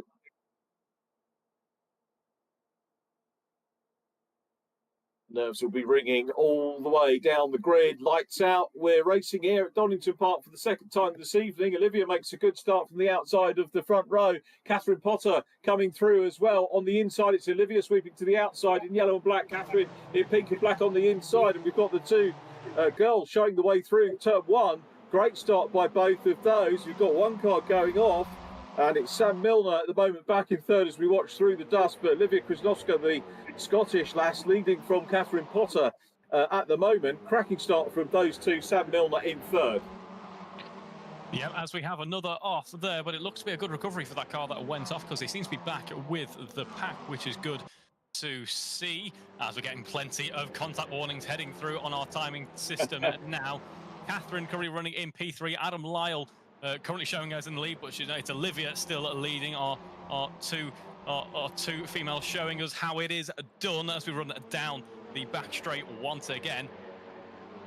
And apart from the contact running through the likes of the old hairpin credit curves, I think relatively smooth start for everyone there, as a late braking move by Catherine Potter. Too late on the brakes, in fact. The stewards are going to be looking at that one. That was a decent amount of speed into the back of Olivia there, but luckily no drivers majorly affected. That's the most important thing. Yeah, let's see whether Olivia's picked up any damage. She goes into some of these fast corners now. We've got Andy Carroll trying to work his way through the inside of Sam Milner to make his way up into third position, which I think he does. So he's going through. We've got Johnny Ogden in the mix as well. Brad Smith coming through in the 69 as well in fourth position. But the great thing for the girls here is about, they came through that first lap first and second after great starts. So that is the confidence that they will take into other races. It's a big pressure thing to be going off the front in a reverse grid race, but handled it superbly. A little bit of contact here between these two cars, Carroll and Smith side by side. Is it going to get sorted out? Is Smith going to grab the line here? Wonderful overhead shot. We've got Josh Martin running well too there. The white and green car is up into sixth place. He's going to be a consistent scorer if he can maintain his form again in this race. This is a perfect situation for our two front runners there, as we have the two orange liveried cars there of Brad and Andy battling it out, effectively acting as a roadblock for all of the cars behind as well. The track widens ever so slightly now as we head down the start, finish straight. Are we going to see anyone trying to get a nose in? No, we won't, although we will go for about 4. Oh, there's major contact there between that Andy Carroll and Johnny Ogden, I want to say. Couldn't quite make out the livery just in time. I believe there's been another off as well. for Brad Smith. That is Brad Smith, who seemed to be a bit of a bystander in that, got punted and is unfortunately off at turn 1. He's got back underway now, but that is a disaster for his push forward in this reverse grid race. Yeah, absolutely, and yeah, that was very, very physical. And what is it we say? The result's going to be provisional until Monday night, so we'll have a sort out. Keep your eyes on the social media to see how it all goes, but we'll call it as they finish at the moment. Of course, that's all you can do. As I think we've had a change up front now. Is that the server glitching? No, it's Olivia still out front from Catherine Potter in P2, but it's a challenge on for the lead here. Catherine is going for the lead as they come down into the Robert chicane, and it's the 899 car that leads, grabs a little bit of curb there. Catherine Potter still there in second position, and these two are doing exceptionally well. And, you know, by staying away from the melee that has been unfolding behind them, they're really just getting on with the job, which is exactly what they've got to do. Still running P1 and 2, 2.6 seconds clear of Johnny Ogden in third place. Josh Martin now in fourth place, but this the battle for the lead. Now remember that it was Catherine was finished one place ahead of Olivia in race number 1, so this is battle resuming between these two very evenly matched drivers. England v Scotland. This is fantastic showing. This is a fantastic showing from both of these drivers. They are, as you say, doing exactly what they need to do, capitalising on the opportunities that the reverse grid race offers, and they are doing a tremendous job, it must be said. Olivia had the chance in the reverse grid at rounds 2. Unfortunately, she faltered, had a bit of an incident, and tumbled back quite early on. We're not seeing that this time, though. We're seeing a great defensive drive from Olivia. They're both showing fantastic pace, very much on top of those cars behind. We've got Johnny Ogden running in P3 with a purple middle sector, so I suspect it could be a good one as he looks to be closing up, but you have to say they're doing everything that they need to do at this stage of the race. Yeah, Johnny Ogden, he's getting closer, but it's going to be maybe another lap and a half, 2 laps before the dynamic that we're seeing between the top two changes, unless any of them have the misfortune to have a little mistake. But yeah, interesting stuff between these two. Down through the crane of curves, it's Olivia from Catherine at the moment, down into the old hairpin. That's a great place for track limits, isn't it? Olivia running a little bit wider on the exit there, grabs a little bit more speed, looks to the outside run now as they come through Schwartz corner. Olivia's got her nose on the inside. Can she hang on to this? She's on the inside run now and challenging for the lead. A little bit of contact with Olivia, who goes wide, loses momentum, and Catherine Potter again, a little bit of a side swipe between the two. They swipe again, and it sorts out with Catherine Potter coming through in lead position. Catherine leads, Olivia in second, but now look, we've got Johnny Ogden up into second position as well. Johnny goes past Olivia, who's trying to recover from all that contact. We don't know if she had, I don't think she had damage from the incident earlier on. Remember, had a wallop in the rear from Catherine Potter going into the chicane a few laps ago, but he's still there at the moment, coming under pressure now from Josh Martin. But it's Catherine Potter out front. Watch Johnny Ogden in P2. This is the P4 car looking for a potential podium. Josh Martin tees up the inside run. Classic pass going into Redgate. But look at Olivia trying to come past. And Josh Martin just goes in a little bit too deep. Nearly outbrakes himself. I think Olivia's going to lose fourth position anyway, because we've got Lyle coming through as well. But it's Josh Martin now up into a podium position. And you saw how determined he was to get that podium position. He very nearly went straight on at Redgate, but managed to pull it all back in. He's now going to try and chase down Johnny Ogden, the race leader, and Catherine Potter in second. Is he going to take Andy Carroll with him, though, to close in on the race leaders? This is shaping up to be a classic VRRC race. It is absolutely. Andy Carroll, very opportunistic, saw that there was a bit of a goings on out in front and was able to swoop past Olivia there and up into P4. You have to say, though, while they've got great pace, I'm going to put a pound in the cliche jar now. It's one thing to catch up, it's another thing to overtake. But as we say, some very energetic battles going on here. One of the scariest things you can do in a front-wheel drive car, especially a slightly heavier, slightly larger front-wheel drive car like this, is have the back end step out like that. So a really good catch at the start of the previous lap. As we see a bit of battling potentially coming on here from Eric Axelson. He's been quietly picking his way through the order up into P9 at the moment, side by side with Craig Curtis. No longer side by side. He's got a nose out in front and got a car out in front as we head through to the middle part of the lap once again. Meanwhile, just slightly further up, as you can see in the background, there is Adam Lyle up into P5, but now it's Craig Curtis trying to push on and catch back up to Eric Axelson. Maybe a couple of inside lines through here as we head into McLean's. His next opportunity. No, he's going to follow Eric through instead.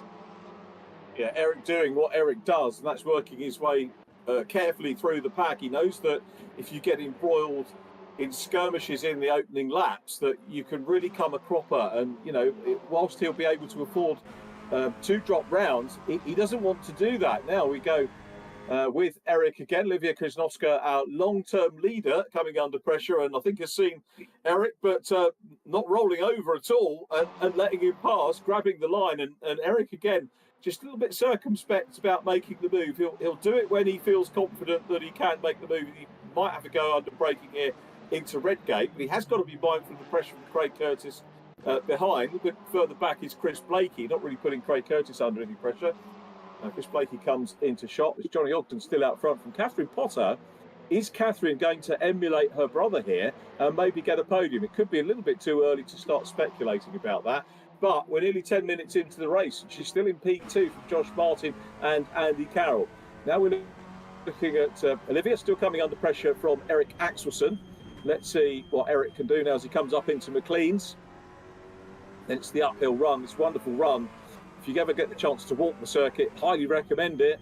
Olivia going out, using all the curbs. Eric's gaining momentum here.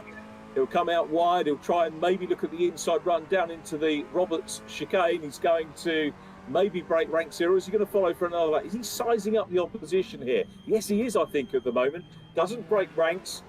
Follows Olivia Krasnowska through the Roberts chicane, now onto the Wheatcroft straight, gets a better run out of the chicane, gets his nose ahead as they go across the line, and I think has now completed the move. Yes, I was not quite maybe, as Olivia tries to stick a nose in down the inside there. It wasn't going to work. She very sensibly backs out of it and instead elects to run behind. And that's an important part of a reverse grid race, I think. When you're perhaps like a midfield driver who's going to drop behind one of the faster front runners, it can be such a crucial learning experience as you can emulate all the lines, all the moves that leading driver is taking. As we see Josh Martin, he's going to try and be a leading driver. He's going to try and get past the leading driver. He does, and Andy Carroll as well, potentially, as we see side by side running through the turn 7. They're going to head into Cop Ice now. It's Josh Martin in P2. Catherine still holds out in P3, but she's going to lose a few positions there. Just too wide, going too far around the outside of the circuit, gets caught in the grass and unfortunately loses a heap of momentum. She's back underway. She's down in P8 though, unfortunately, and what a shame. Nearly halfway through the race and it's all gone a little bit wrong. She is able to carry on, as I say, but we're going to go on board instead with Teapot now. We're just on board with Seapot. We're going to go on board with a Teapot who, alongside the likes of Eric, has been quietly working his way up and is now fighting for P5 as we see him against Andy Carroll and Eric Axelson as well. His rival in race 1 is now going to be his rival in race 2, but the roles are very much reversed. They are. Catherine Potter may have lost places, but she has gained a huge amount, will have gained a huge amount of confidence by that opening 12 minutes of the race. Super driving from her, and Olivia still in 8th place, still in the top 10. Catherine Potter down in 9th behind Olivia again, so it's a case of deja vu for those two. This is the view from Eric Axelson. So Eric busy just sizing up the opposition ahead of him. Thomas Potter makes it through on the inside, so Potter through on the inside of Andy Carroll. They're going to be side by side as they come out of Coppice. Coming out of Coppice now, Axelson down the inside of Carroll makes the move as well. So Eric moves up another place. So Potter in 4th, Axelson in 5th position. Your top 3 ahead of them, Johnny Ogden, Josh Martin and Andy Lyle. And Eric Axelson will try his hardest now to try and close down on Thomas Potter, who could be potentially here heading for a double podium. Remember, we had double podium last time out from Scott Bugner. So is it going to be Thomas Potter that's going to do it this time? He's putting himself in the frame for driver of the evening again, which we all need to think about as to who is going to get it. So Potter at the moment in P4, Ogden still out front. What's the gap? 4 seconds there or thereabouts over Josh Martin, who I think is on for a potential first podium of our season. No, we have Thomas Potter potentially spurred on by our compliments there, running purple sector through the first sector this time round. We're on board with Eric Axelsen at the moment. He's threatening to join the top 5 in just a moment. Is that Blakey with a problem there? It's Chris Blakey with an off by the looks of things. He tumbles down the order unless there is a timing glitch there. Hopefully that's the case and he is underway. No, it seems to be. He is losing out by the looks of things. That is a shame. He's going board with Josh Martin onto the start finish straight once again. There's 4 seconds between Josh and Johnny Ogden as we go back aboard with Thomas Potter here. He's done a good job of that threat from behind. Eric Axelsen hasn't been able to push onwards, and I don't think many people have been able to set those blistering lap times actually in the midst of battle. We haven't seen times quite as good as what we saw in race 1. Our fastest man out on track so far in this race is actually Thomas Potter, the driver we're on board with at the moment, a 109.4 with a blistering lap on the previous go-around as we approach closer to the 10-minute mark remaining in this race. It's absolutely flown by, hasn't it, Richard?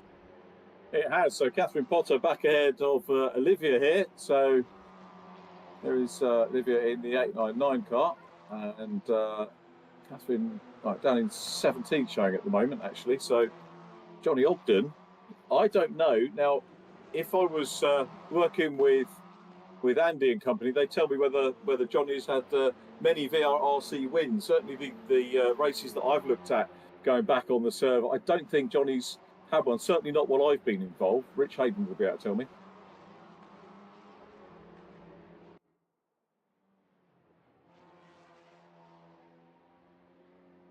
He's certainly grabbed some podium places in the World Endurance League, I think at Spa, if I've got the facts right, and took a 2nd position in the Mini Championship, which I worked with last year. That was at Brands Hatch. So probably a little bit early to really speculate, because we have got 10 minutes on the clock, but he has got that 4-second lead, the man up front at the moment, as we continue to focus on Andy Carroll, trying to close down on Craig Curtis. A little bit further back, Sam Milner, our pole position man, trying to hunt down Nathan Smith at the moment. He's got John Jones behind him. I haven't mentioned John at all today, but the 639 car is out there as well.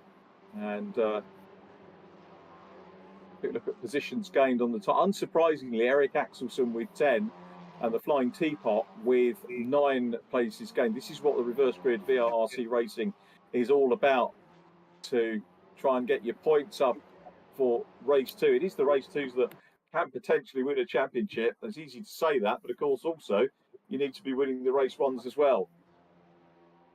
So Johnny Ogden out front, Josh Martin 2nd, Adam Lyle 3rd, Thomas Potter is in 4th. There is Lyle. And we get into this sort of point of the race now where things just beginning to settle down. And sometimes you get this in these sprint races where you get the, call it mayhem, but the interest and the energy dissipates the early part of the race. The middle part can sort of settle down, and then you can maybe work towards a little bit of a grandstand finish. Thomas Potter was exploring the green a little bit there, so that's good news for Eric Axelsen. Although Thomas has managed to get away from Eric the last couple of laps.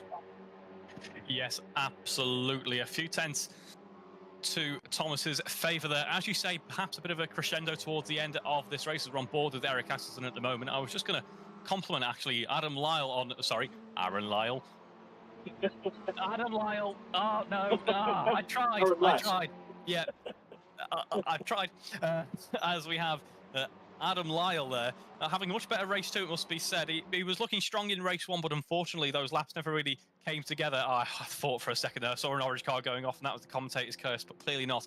Race 2, I think, much more preferable for Adam this time around. We are on board with Eric, still heading through turn 1. They're getting oh so close to the grass, riding over the curbs there on the last go-around. Then they were pretty much equal in terms of pace. Once again, that's a complete lie. Eric Axelsen found a few tenths there, so he's being spurred on now. That final push towards the end, maybe in the middle part of the race, you're preserving the tyres, you're making sure you got enough fuel load still in the car, of course. As Eric was saying, race 2 a bit of an unknown in terms of the tyre life, in terms of the fuel load, in terms of your strategy heading into it.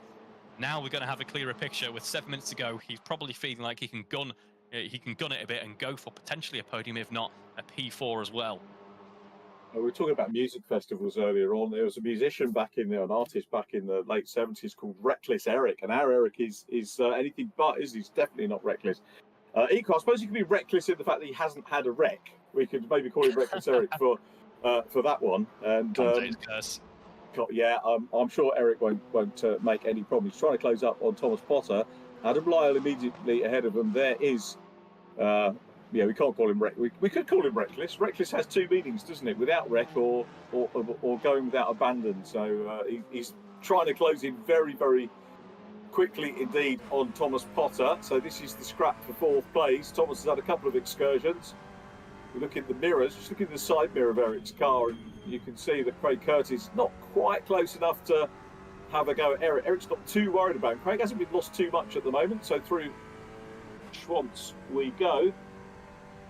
Craig Curtis with a purple on the current lap, it would seem. So Craig probably learning from Eric as well. Johnny Ogden still 4.4 seconds to the good with 6 minutes to go. So that gap has stabilised over Josh Martin over the last 5 minutes and has stayed at 4 seconds. So if Johnny Ogden, he's got actually breathing space to make a couple of mistakes if needs be, as Eric just has a wee look at the teapot coming down the erstwhile exhibition straight through the Robert chicane, closes up, but not enough to challenge at the moment.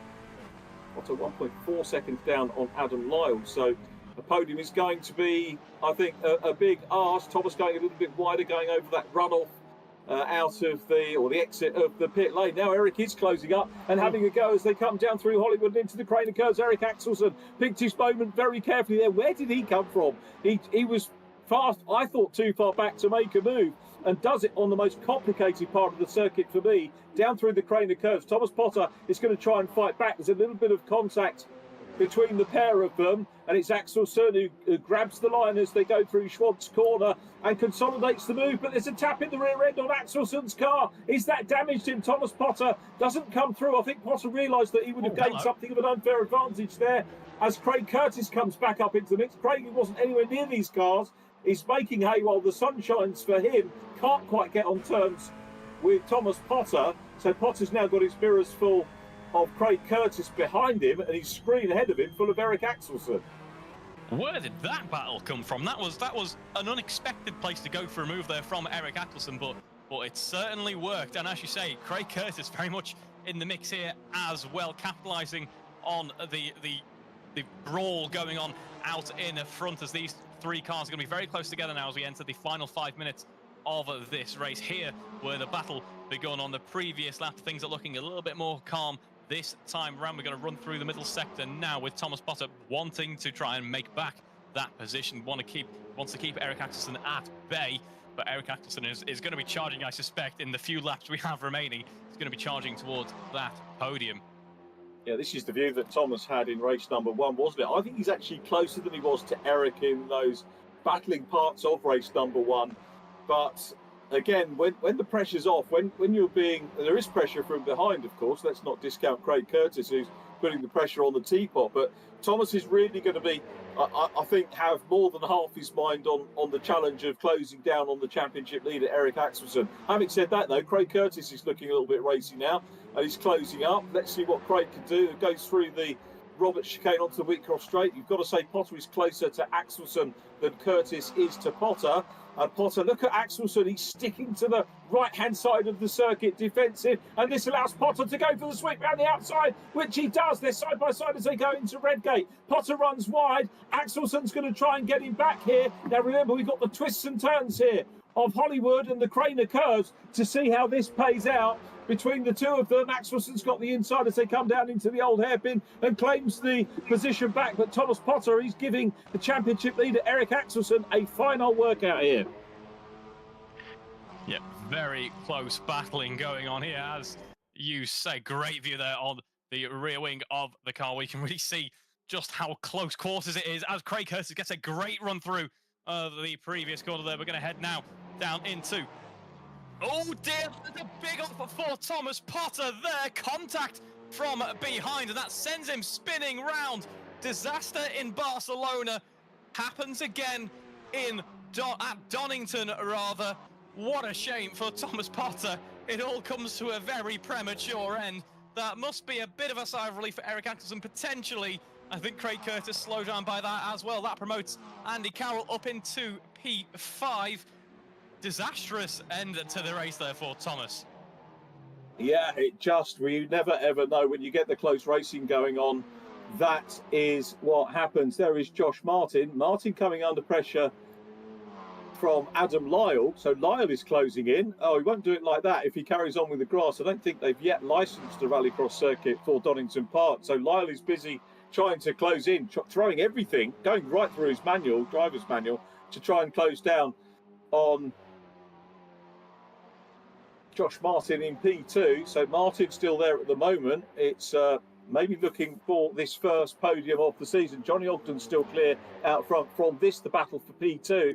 So either way, unless they take each other out, actually they won't take each other out, will they? It would be Adam Lyle maybe knocking on the back door here to potentially dishevel the second place car as we catch up with Andy Dorman, who's again done well in the top 10 and dicing with Craig Curtis. So Craig manages to make it past the Eden garage car. Begs the question, did you get your service sorted out, by the way, Reeve? No, I didn't, and in fact my power steering went today, so my car, it doesn't deserve a service.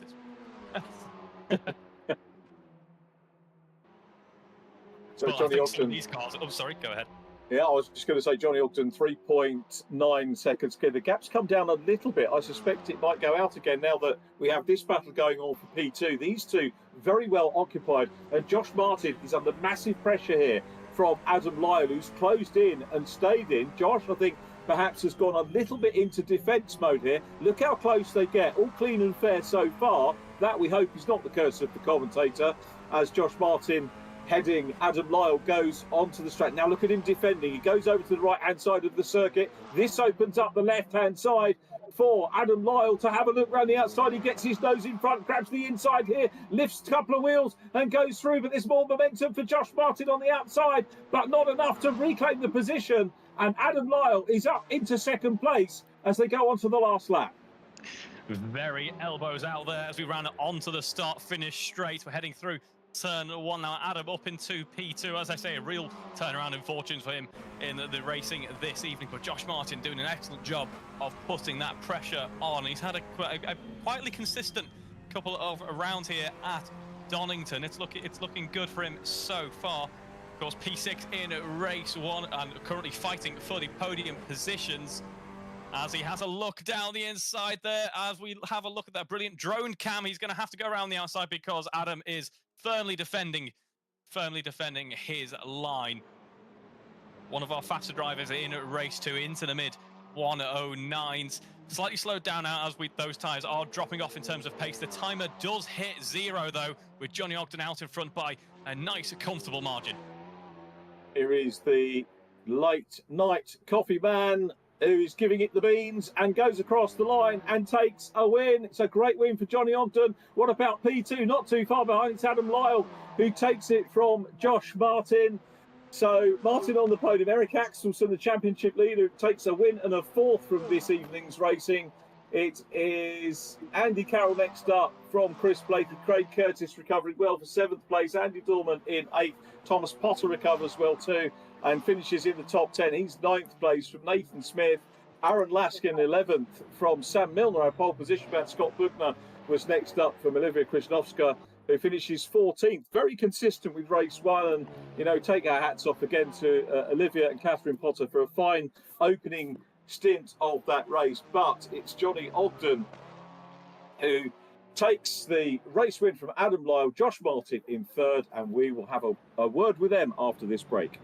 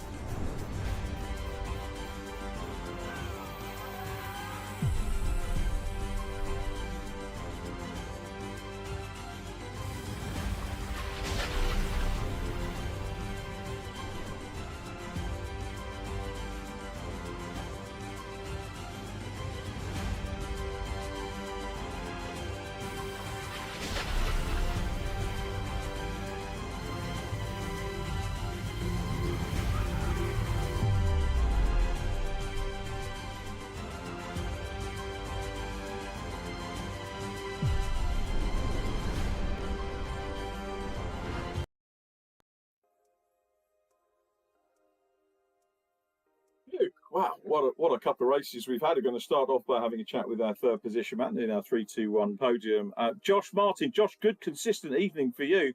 I think 5th position in race number 1. Yeah, it was all right. It's just It was one all of right. those just average. I just felt I didn't quite have just one of those evenings. Like race 1, like this is a track I know really well. Yeah. And I just couldn't get into a rhythm for the first half of race 1. Just making way too many errors. It took me until about 10 minutes left to go, I think, before I started to run a pace I was quite happy with. And there was kind of matching kind of Eric at the end of race 1. But then race 2, I don't know, I was just 2-3 tenths. I was consistent. I was really consistent. All my laps were probably within 10th, 2 tenths of each other, but I was just consistently kind of 2-3 tenths off where I was at the end of race 1, and I don't really have an answer for it. So weird one. Well, podiums are good, mate. I mean, I can't remember the last time I spoke to you. Was it the mini win at Alton Park, or have I spoken to you since then? I can't remember. Maybe. But P3. When you were dicing in the later stages, you were still closing. I don't know if Johnny was maybe, but not backing off a lot, because the gap didn't come down hugely, but the gap was just over 4 seconds, and then came down to sort of 3.8, 3.5, something like that. And that was despite you getting stuck in and dicing with Adam, who ultimately got past you. We saw you defending well, but he pulled a good move. But it was decent stuff between the pair of you.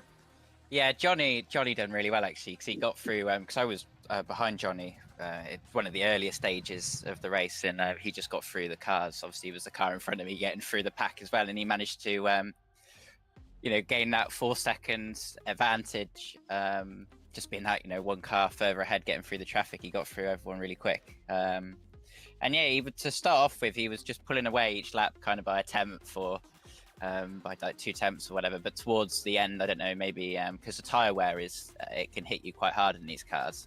So maybe his tyres or something were dropping off at the end, because at the end we were gaining by that like 1-2 tenths, which he was pulling away from previously. And yeah, it's a good battle with Adam at the end. He was just that little bit quicker than me all race. I didn't get left much room on the exit of the final chicane, but hey, that's touring cars, so it is what it is. It's a podium, and the first podium of the series. So congratulations. That's the thing I didn't say when we got you into the interview. So congratulations, Josh, and I hope it's the first of many in this series. Yeah, hopefully that will get the ball rolling now, and can start being a bit more consistent up on the podium. Nice, yeah, and we would like to say that you're our driver of the round. So congratulations on that. Thank you very much. It's a pleasure. Well done. Thanks for entertaining us today. We'll see you next time out in Germany. Yeah, I don't even know what the track is we're going to next. It could be anything, but in Germany. So one of those. I think practice is already set up on the server, isn't it? So you can after this you can go and that'll be waiting. That'll be waiting for me next week. It's one of the few circuits that I've actually driven myself, and yes, I'm sort of looking forward to it. I don't know the turn names though, but hey ho. What track is it? Nurburgring. Oh, I like that one. That's a good track. Yeah, that's a brilliant track. Not the Nordschleife, but it's the Grand Prix circuit. Yeah, I like the Grand Prix there. We've not driven it at VRRC in a while, so that'll be good fun. Perhaps the Nordschleife might be one for an upcoming series, Rich Hayden, if you. Eric's been trying to tweet talking for Nordschleife race for a long time. We'll leave that one for another. Leave that one for another day. Josh Martin, well done on P3. I'm going to hand over to Reeve, who's going to do our second place. Cheers, thank you very much. Thanks, mate. So, over now to Adam Lyle. P2 in that race, the other side of that fantastic battle that we got to enjoy with Josh Martin. Must be pretty pleased with that one there, Adam. It looking good in qualifying. You feel rewarded with a good P2 here? Yeah, I was quite lucky to get that, really. I thought Josh would fight a bit harder into that chicane than he did. So I thought I'd give him a little squeeze. But yeah, it was clean and good. Yeah, it was certainly made for excellent viewing. And I get the feeling that you were probably a bit more pleased with race 2 than you were race 1. Obviously, we had that great performance in qualifying. It just didn't seem to quite work out in race 1, did it? In the midst of battle that time around. So was there a difference in strategy heading into the reverse grid race? No, exactly the same, but both starts, I just bogged down off the start. Completely got them wrong. I think I dropped to about 9th by the first corner. At least you were able to make a fantastic recovery in race 2, though. So, as we say, you're making some good progress in the championship. So, what are your thoughts on that next round at Nurburgring then? I'm actually not here. I'm in Spain for it, so I'll be watching and cheering on the rest of the Phoenix lads and girls. Well, maybe get some practice laps in. The practice session is still live, and we could say what could have been, but everyone's going on holiday, so it seems. I know it's summer holidays, but you got racing to do. Yeah, but you know, it's a bit too hot to race here at the minute. I was going to say, how are you feeling after a weekend's worth of racing? Is it? But I'm going to call it a weekend, by the way, Richard. It's a race weekend. How are you feeling after a weekend's worth of racing? I'm absolutely soaked. So I need that week to dry my seat out, I think. Oh, I'm liking the detail there. It's that detail and from sweat. Yeah, it's a detail in your racecraft there, and the detail in the interviews as well that we really appreciate. So congratulations on a fantastic weekend, Adam. And I think now we're going to have a chat with our race winner for race 2. yeah, thanks very much, Reeve, and congratulations, Adam. Great PT. So well done as well to our winner, Johnny Ogden. Johnny, is certainly the first win that I've commentated on for you. So many congratulations. Thank you very much. Yeah. Oh my God.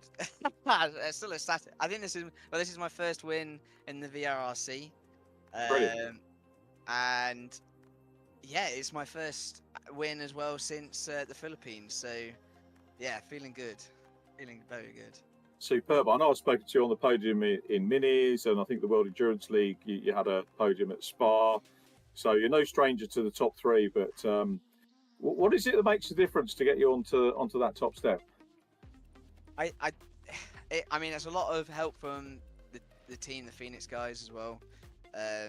You know, we know roughly where each other are on the track, so it's good to have kind of a helping hand a little bit. But I mean, obviously they're racing their own race, I'm racing mine. I just got lucky with a few gaps and I went for them. And then as soon as I got out front, I was thinking, I'll just try and maintain. I don't need to push. There's no point wasting my tyres. I think Josh was saying that he was catching, and they were.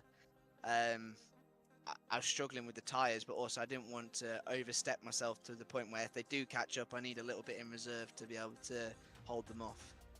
It didn't look a nervous drop in the gap. I mean, it was over 4 seconds at one stage. It was shot slightly under that at the end, but it didn't tumble. So it looked to us like you had the race in control. And going back to the start of the race, you're saying that you were lucky with the gaps, but overtaking wasn't the easiest thing to do this evening. And you know, you picked your way past, you know, the likes of Olivia and Catherine who were there at the start. I don't think it was any such thing as an easy pass today.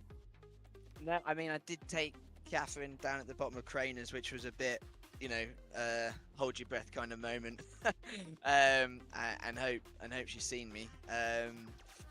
But yeah, I mean, those guys, those two up front, it was astounding. They were having a nice little battle. That was fun to watch from where I was, and then I had to realise, oh no, I'm actually in a race here. I need to refocus. But yeah, no, it was really good. I think there was 1 or 2 good overtakes in there. I mean, even though Donington's a big track, as a group, we make it very tight. So yeah, I guess it is quite hard. You just need to pick your spots and kind of control other people's lines to wiggle your way through. So when does the rehearsal or practice start for the next round? Is it straight away, or you give yourself a bit of time off as it's a bit hot? I will be straight on it tomorrow. So I don't know. I work 2 jobs, so I only really get Thursday and Tuesdays off to practice. Oh, wow. So they're the only days I really get. I sometimes get a bit of Sunday, but that's normally, you know, life kind of stuff. So I'll try and get as much practice in as I can. I wait for the onboard lap to come out on YouTube as well and watch that while I'm at work. Probably shouldn't say that, but you know what I mean. But you know what I mean. It's just I know what you do, don't you? In your lunch break, of course. Obviously.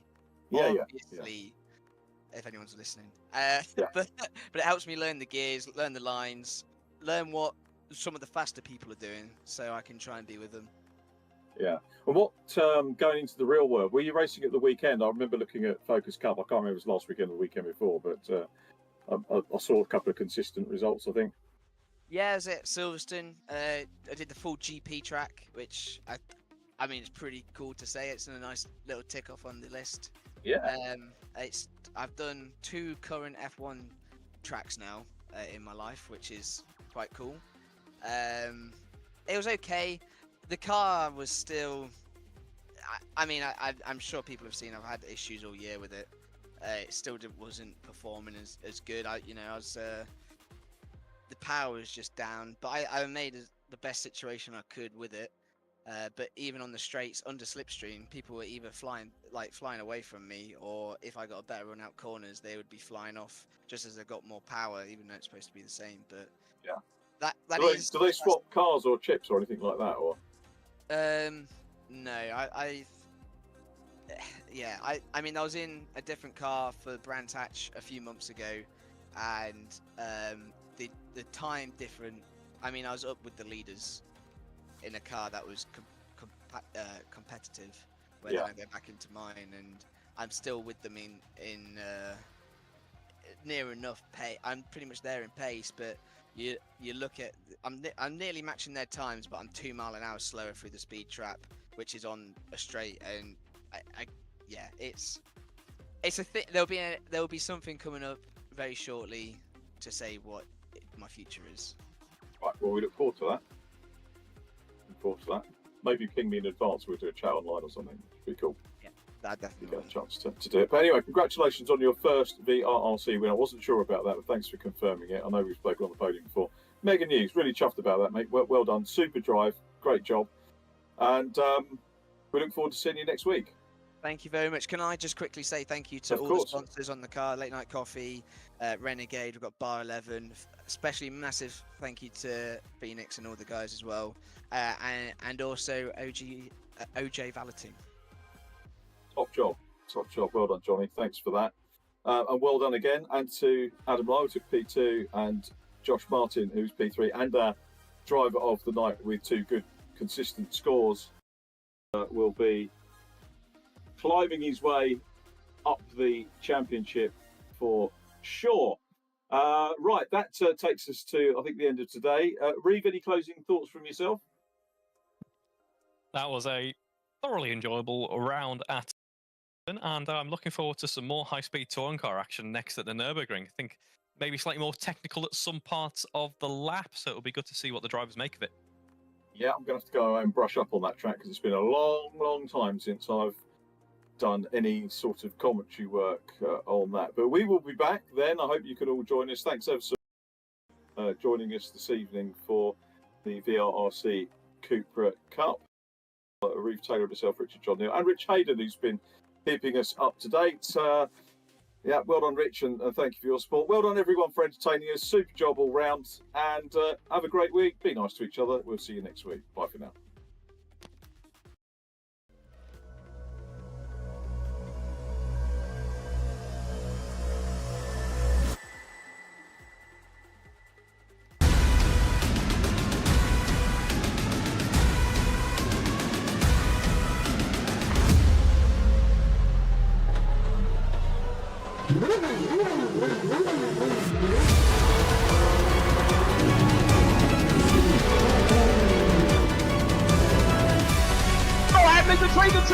The inside of coats, Parker gets too heavily involved, and that's Whitehead and Coates.